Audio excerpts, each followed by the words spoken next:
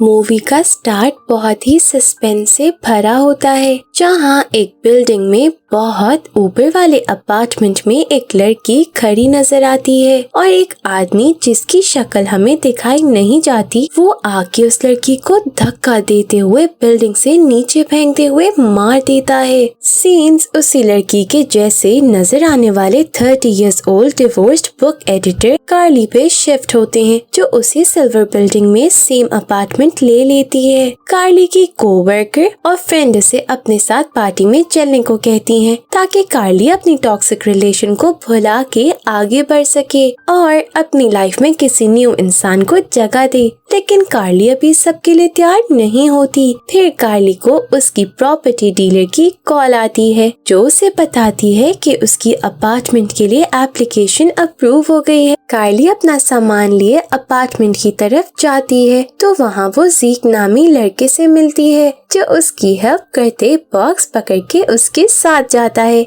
ज़ीक कार्ली से भी काफी फ्रैंक होने की कोशिश करता है और उसे बिल्डिंग और मार्केट्स के बारे में इंफॉर्मेशन देता है। नेक्स्ट सीन में कार्ली ज़ीक के बताए हुए स्टोर में शॉपिंग के लिए जाती है, जहाँ कार्ली अपनी ही बिल्डिंग के एक और आदमी गस हेल से मिलती है, जो उसे बताता है कि वो बिल्कुल नाओमी सिंगर जैसी लगती है। वो कार्ली से पहले इसी अपार्टमेंट में रहती थी। कार्ली के पूछने पर गस हेल उसे बताता है कि वो सिंगर यहाँ से शिफ्ट नहीं हुई, बल्कि उसने बालकनी से जंप करके सुसाइड कर ली थी। कार्ली ये सुन के काफी परेशान हो जाती है, जिस पर गस हेल उसे परेशान करने के लिए माफी मांगता है और कहता है कि वो अभी तो जापान जा रहा है, पर वहाँ से वापस आके वो कार्ली को सारी स्टोरी जरूर सुनाएगा। दोनों के बीच अच्छी दोस्ती हो जाती है, लेकिन सिंगर के बारे में बात कार्ली के जहन से नहीं निकलती कि कैसे कोई इतनी ऊंचाई से छलांग लगा के अपनी जान ले सकता है। रात हम देखते हैं कि कार्ली अच्छा टाइम गुजारने के लिए गोल्फ खेल रही है, क्योंकि वो डिवोर्स के बाद बहुत अकेली हो चुकी है। फिर वो सामने वाली बिल्डिंग में लोगों को पार्टी और इतना एंजॉय करती देखती है जैसे उसे भी लाइफ में ये चाहिए, पर उसे समझ नहीं आ रहा कि कैसे वो अपनी टॉर्चरिंग हस्बैंड को भुला के मूव ऑन करे। इस सब के बाद कार्ली शावर लेने जाती है तो मैस्टरबेट करना शुरू हो जाती है। तभी हम देखते हैं कि कोई उस पे नजर रखे हुआ है, जो सिर्फ इस वक्त नहीं बल्कि हर टाइम स्क्रीन पे कार्ली के हर मूव को देख रहा है। उसने बिल्डिंग में हर जगह कैमरास लगाए हुए हैं, लेकिन ये बात कार्ली को नहीं पता। अब ये कौन है ये तो आगे ही पता चलेगा। कार्ली अपने बॉस के साथ एक पार्टी में जाती है, जहाँ वो एक राइटर जैक से मिलती है और इसे पता चलता है कि जैक उसी की बिल्डिंग में रहता है। कार्ली ने जैक की कोई भी बुक नहीं पढ़ी होती, जिस पर जैक उसे बोल के जाता है कि वो जानता है कार्ली का रीडिंग में अच्छा टेस्ट है, इसीलिए उसे यकीन है वो जैक की बुक जरूर पढ़ेगी। पार्टी के बाद कार्ली जब घर वापस आती है तो वो अपनी एक और नेबर वाइडा से मिलती है, जो एक फैशन मॉडल है, पर रात को कॉल गर्ल का काम भी करती है। वो उसे जैक का पार्सल देती है, जिसमें जैक ने उसके लिए अपनी बुक भेजी होती है। वाइडा भी कार्ली को यही कहती है कि वो सिंगर के जैसी लगती है। वो बताती है कि वो यही थी जिस रात उसने सुसाइड की, और उससे पहले वो वाइडा से कॉफी बोरो करने भी आई थी। कार्ली के वहाँ से निकलने पर हम देखते हैं कि वो सस्पिशियस आदमी सिर्फ कार्ली पर नहीं बल्कि बिल्डिंग के हर इंसान पर नजर रखे हुए है। घर पहुँच के कार्ली को वहाँ एक टेलीस्कोप मिलती है, जिसके साथ नोट में सीक्रेट एडमायरर लिखा होता है, ताकि कार्ली को सामने वाली बिल्डिंग का ज्यादा अच्छा व्यू मिल सके। कार्ली इस बात से परेशान होने के बजाय कि किसने उसे वहाँ रखा, उसे देख के खुश हो जाती है। कितनी वियर्ड बात है ना कि एक इंसान हर बंदे की प्राइवेट लाइफ पे नजर रखे हुए है। अब ये इंसान कौन है और ऐसा क्यों कर रहा है, ये तो हमें आगे ही पता चलेगा। कार्ली सो रही हो या शावर ले रही हो, या आदमी उसे हर वक्त देखता और रिकॉर्ड करता है। वहीं उसकी रिकॉर्डिंग में हम देखते हैं कि गस हिल की शावर में डेथ हो गई है। कार्ली जॉगिंग के लिए जाती है तो वहाँ उसे जैक मिल जाता है, जो उसे अपनी बुक के बारे में बात शुरू कर देता है। कार्ली को उसकी बुक कुछ खास पसंद नहीं आती, क्योंकि उसे इंटीमेसी और वायलेंस में कोई इंटरेस्ट नहीं। जैक बिला वजह कार्ली से फ्लर्ट करने लगता है और पर्सनल क्वेश्चंस पूछता है। उसका उसका कहना था कि वो कार्ली के सीक्रेट्स जानता है, पर वो कार्ली के मुंह से उन्हें सुनना चाहता है, जिस पर कार्ली को लगता है कि टेलीस्कोप भेजने वाला जैक ही है। लेकिन जैक के कोई भी सही से जवाब ना देने पर कार्ली उसे जान छुड़वा के वहाँ से निकल जाती है। कार्ली जब वापस बिल्डिंग आती है तो उसे कासिल की डेथ का पता चलता है। वहाँ आई इंस्पेक्टर पे कार्ली से यही कहती है कि वो सिंगर से बहुत रिजेंबल करती है। उसके बाद हम कार्ली को टेलीस्कोप की मदद से लोगों पे नजर रखते देखते हैं, जिस पर वो देखती है कि वाइडा जैक के बहुत क्लोज आ रही है और उसे एक अच्छी अमाउंट लेके चली गई है। कार्ली बिल्डिंग के बारे में न्यूज पढ़ती है, जिससे उसे पता चलता है कि इस बिल्डिंग में टाइम टू टाइम किसी न किसी की डेथ, मर्डर या सुसाइड का केस आता ही रहता है, जिसकी कोई वजह या सबूत आज तक नहीं मिला। ये चीज कार्ली को कुछ परेशान कर देती है। कार्ली अपने घर में पार्टी रखती है, जिसमें जैक और वाइडा ऐसे बिहेव करते हैं जैसे एक दूसरे को जानते ही नहीं, जो कार्ली को कुछ वियर्ड लगता है। फिर वहाँ ज़ीक भी आ जाता है। सब पार्टी एंजॉय कर रहे होते हैं। तभी कार्ली की एक फ्रेंड टेलीस्कोप से सामने वाली बिल्डिंग में एक कपल को इंटीमेट होते देख लेती है, जिस पर सबका ध्यान वहीं चला जाता है। कोई ये नहीं सोचता कि ऐसे किसी पे नजर रखना सही है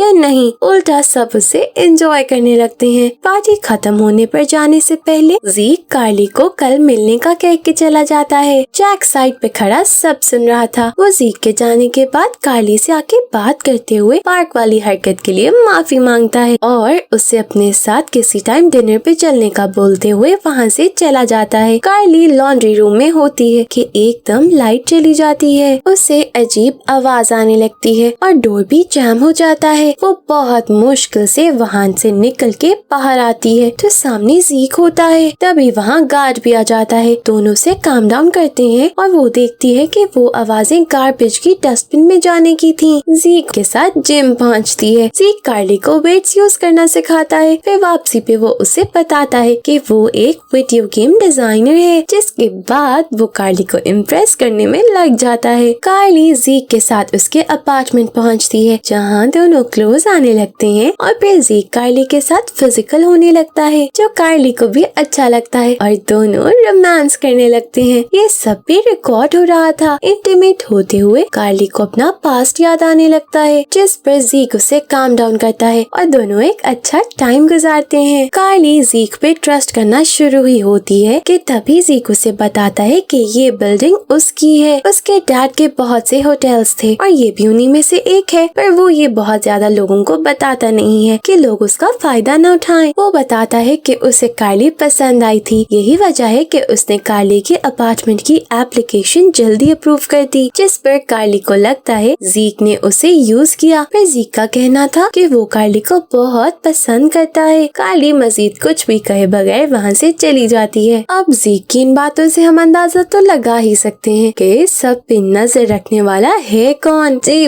बिल्कुल, वो ज़ीक ही है, जो कार्ली और बिल्डिंग के हर इंसान पे नजर रखा हुआ है। अगले दिन ऑफिस में कार्ली ज़ीक के साथ गुजारे हुए टाइम के बारे में अपनी फ्रेंड को बताती है, जिससे उसे पता चलता है कि वो वीकेंड पे जैक के साथ थी, जो उसके पास तक नहीं आया और बस कार्ली के बारे में ही पूछता रहा। उसकी फ्रेंड का कहना था कि कार्ली को उससे भी डेट कर लेना चाहिए। कार्ली जब कंप्यूटर पे काम कर रही होती है तो ज़ीक उसका कंप्यूटर हैक करके उससे प्यार का इजहार करता है। घर आने पर कार्ली को वहाँ बहुत से फ्लावर्स के बुके मिलते हैं, जो देख के कार्ली खुश हो ही रही होती है कि उसे पता चलता है जैक उसके अपार्टमेंट में पहले ही मौजूद है, जो उसे ज़ीक के बारे में वार्न करने लगता है। जैक बताता है कि ज़ीक उस सिंगर को भी डेट कर रहा था। वो जैसा दिखता है वैसा बिल्कुल नहीं है। वो एक बहुत ही खतरनाक और मेस्ड अप इंसान है और कार्ली को उससे दूर रहना चाहिए। लेकिन अब बात कुछ ऐसी है कि कार्ली इस वक्त ज़ीक के साथ प्यार में है और जैक का उसे वार्न करने का तरीका बिल्कुल गलत था, इसलिए उसने तो ज़ीक पे ही यकीन करना है। कार्ली जैक को इंसल्ट करती अपार्टमेंट से निकाल देती है। जैक के वहाँ से निकलते ही ज़ीक, जो इन दोनों को देख रहा था, कार्ली को कॉल करता है और अपने भेजे हुए ड्रेस को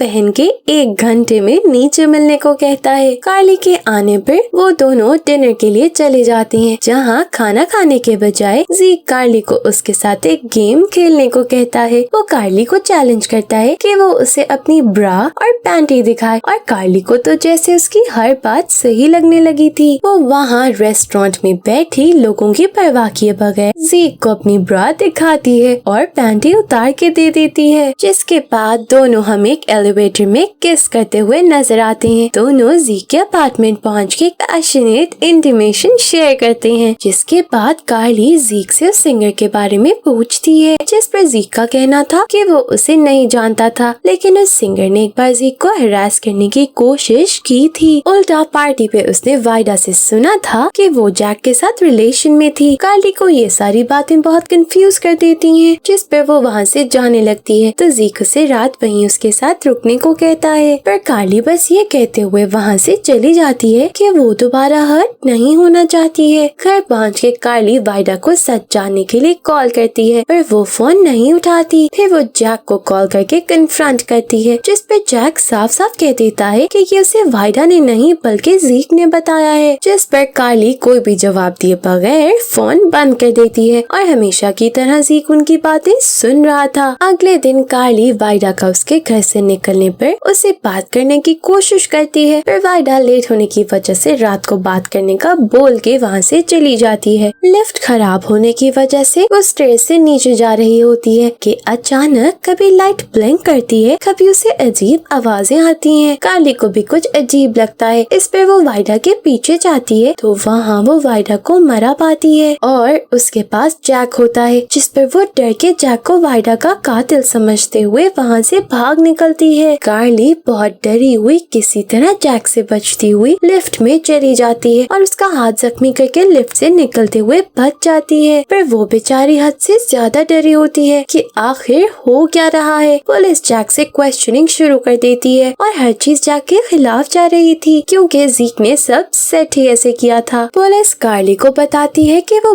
बच जाएगा क्योंकि उसके काफी लिंक्स हैं। नेक्स्ट सीन में डरी हुई कार्ली जीक के साथ बैठी हुई नजर आती है। वो डरी होती है कि जैक वापस आएगा और उसे पता भी नहीं चलेगा। ये देख के जीक उसे अपने रिकॉर्ड रूम में ले जाता है और दिखाता है कि वो कैसे सब पे नजर रखे हुआ है। कार्ली ये देख के डर जाती है, जिस पर जीक का कहना था कि वो कुछ गलत नहीं कर रहा, इन लोगों को पता भी नहीं है कि वो इन्हें देख रहा है। कार्ली ये सब टेलीस्कोप से करती है, वो बस एक अच्छी टेक्नोलॉजी के साथ ये कर रहा है, पर वो कार्ली से कहता है कि उसे कार्ली से हद से ज्यादा प्यार है। कार्ली पहले तो वहाँ से निकल जाती है, फिर वापस आ जाती है, जहाँ वो जीक के साथ देखती है कि अपार्टमेंट में एक छोटी लड़की का स्टेप फादर उसे हरास करता है, पर उसकी मदर उसकी बात का यकीन ही नहीं करती। साथ ही साथ वो बाकी लोगों को भी अपने रोज के काम करते देखती है। कार्ली इस सब को गलत कहने के बजाय खुद भी सब में इंटरेस्ट लेने लगी थी। जीक उसे बताता है कि ऐसे करके वो लोगों की हेल्प भी कर सकता है, क्योंकि गस की डेथ का पुलिस को भी उसने ही बताया था। फिर कार्ली को पता चलता है कि जीक सबको रिकॉर्ड भी करता है, जिस पर दोनों साथ बैठ के अपनी ही इंटीमेशन की वीडियो देखते हैं। जब कार्ली वापस जा रही होती है तो एलिवेटर में वो उस लड़की को अपने स्टेप डैड के साथ देखती है और उसे बहुत बुरा लगता है, पर वो कुछ नहीं कर पाती। फिर ऑफिस में उसे जीक की कॉल आती है, जिसे बताता है कि उसने उस लड़की के स्टेप डैड को वार्न कर दिया है और अब वो उस बच्ची के साथ कुछ गलत नहीं करेंगे। जीक का कहना था कि उन्हें पूरी सिटी में कैमरास लगा देने चाहिए ताकि वो बिल्डिंग से बाहर भी लोगों की एक्टिविटीज देख सके। कार्ली घर आने पे देखती है कि जैक वहाँ है, जो उसे गन दिखाते हुए डराता है और जीक को वहाँ बुलाने को कहता है। जैक का कहना था कि जीक ने न सिर्फ वाइडा वो सिंगर बल्कि गस को भी मारा है, पर अब कार्ली उसका यकीन कैसे कर सकती थी। इस दौरान वहाँ उन दोनों में फाइट शुरू हो जाती है। कार्ली और जीक जैक से गन लेने की कोशिश में उसे शूट करते हुए मार देते हैं। पुलिस के वहाँ आने पर जीक और कार्ली उन्हें सब बताते हैं और पुलिस को वहाँ एक डुप्लीकेट की भी मिल जाती है, जिस पर सब यकीन कर लेते हैं कि जैक की ही उस सिंगर से दोस्ती थी। इस तरह उसे ये की भी मिली है और केस क्लोज हो जाता है। कार्ली के डरे होने की वजह से जीक उसे अपने साथ अपने अपार्टमेंट ले जाता है। जीक के खाना लेने जाने पर कार्ली रिकॉर्डिंग्स में से उस सिंगर की डेथ की रिकॉर्डिंग निकाल लेती है, जहाँ कार्ली को पता चलता है कि उस सिंगर को मारने वाला तो जैक ही था, पर उसे गुस्सा आता है कि जीक ने ये सच पुलिस से छुपा के रखा था। उसे साथ ही वो देखती है कि जीक का वाइडा के साथ फिजिकल रिलेशन था। ये देख के कार्ली को जेलसी होती है। जीक उसे समझाता भी है कि वो बस इंटीमेशन थी, असल में उसे कार्ली से ही प्यार है। यहाँ कार्ली को ये तो पता चल जाता है कि जीक ने किसी को मर्डर नहीं किया, पर सब जानते हुए भी उसने किसी को कुछ नहीं बताया, इसलिए कार्ली उसका सारा सिस्टम तबाह करती हुई उसे गेट अ लाइफ कहती निकल जाती है और इसी के साथ मूवी एंड हो जाती है। Thank you for watching.